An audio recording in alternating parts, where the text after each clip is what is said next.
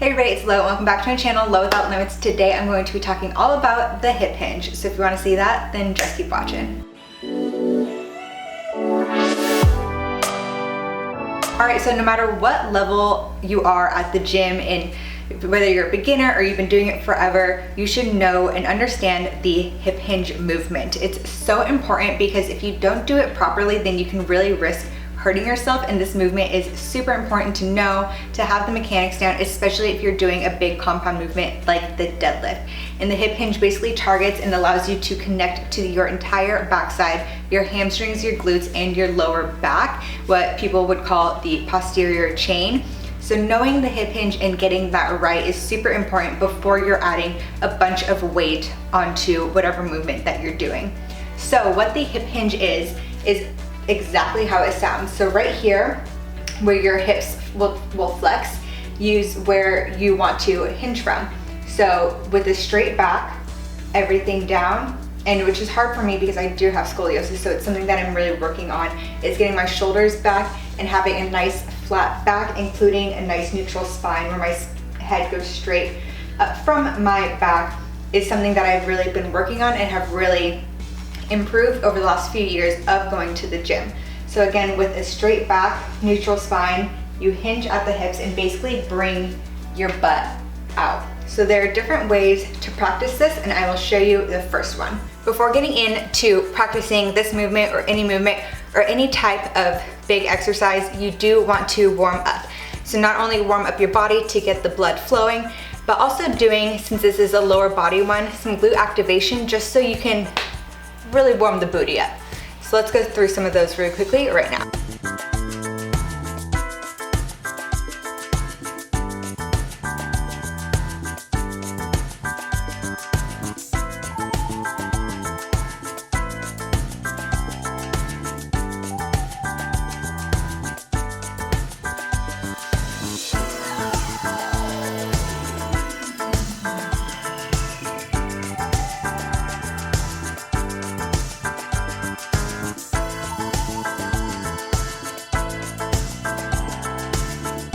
Now that we're all warmed up, let's get into the hip hinge. With a stick, you'll see a lot of people do this with like some rod or something that they picked up.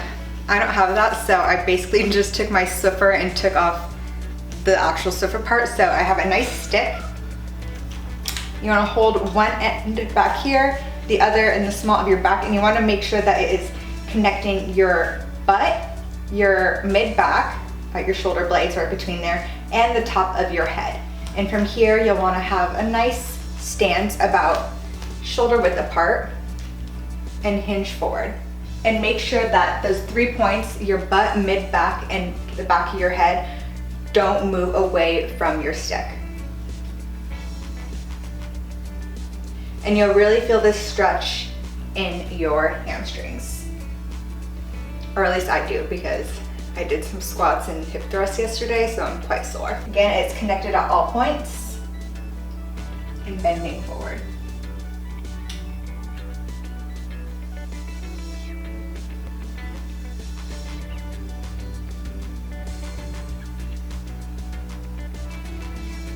Now, when you have that movement down, the reason it is so important for a move like the deadlift is because what you will do when the bar is across your toes is you will start off by hinging at the hips until your back is almost parallel to the ground. You don't want to go more than parallel because then you start hunching over, but with a nice flat back, shoulders back and tucked in, once you're almost parallel. And then if you still can't reach the bar, like most people that don't have strangely long arms, is when you will start to break at the knees. So setting up for a deadlift, you always hip hinge first. And another way to know if you're doing it is if you stick your hands right here at your hips, right at the hip joint, and you bend it, then your fingers, at least your pinky fingers, should get tucked in between your thigh and right here at your hips. So your skin should just kind of want to cover that up, and that's how you know that you're hip hinging. And then can't reach the bar yet, you break, and that is when you go down to do a deadlift. I'll show you some videos of me deadlifting that I got at the gym this week here.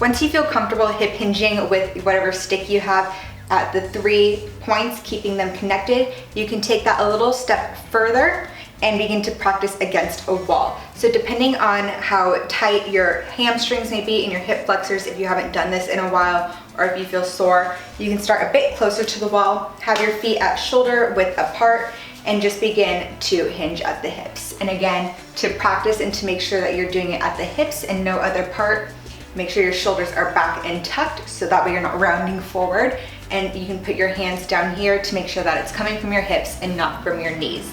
Of course, though, when you're doing this or any big movement, you do want to have a little slack in your knees. You don't want to have locked out legs, which can end up hurting you in any movement that you do.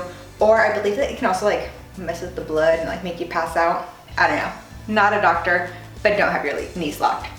And as you practice and as your hamstrings and hip flexors are a little bit looser and a little up further again, same movement till your butt hits the wall. And when it does is when you can begin to go down on your knees. So you can practice the movement of hinging at your hips, butt hits the wall, and then with your butt still going against the wall, it's gonna go straight down in a vertical direction. You bend at your knees, and that is how you would get into a deadlift. And you wanna make sure that your butt is going down vertical instead of going down and then just kind of like going out and like getting that butt wink that a lot of people have, where they like really stick their butt out, and then that would really hurt your lower back. So you wanna make sure your butt is going out, hip hinging, and then down. That way your hamstrings, glutes, and lower back are being evenly targeted without injuring yourself. If you're still new to the gym and just wanna practice this before doing any weight, you can just do like 3 sets of 15 reps of just hip hinging without any weight to make sure that you are connected, because what's really important when doing any movement is the mind-muscle connection. So having yourself connected to those parts to know exactly what to do. So next time you do go up to a heavier deadlift or another compound movement, you don't have to 100% think every movement through. It just comes naturally to you.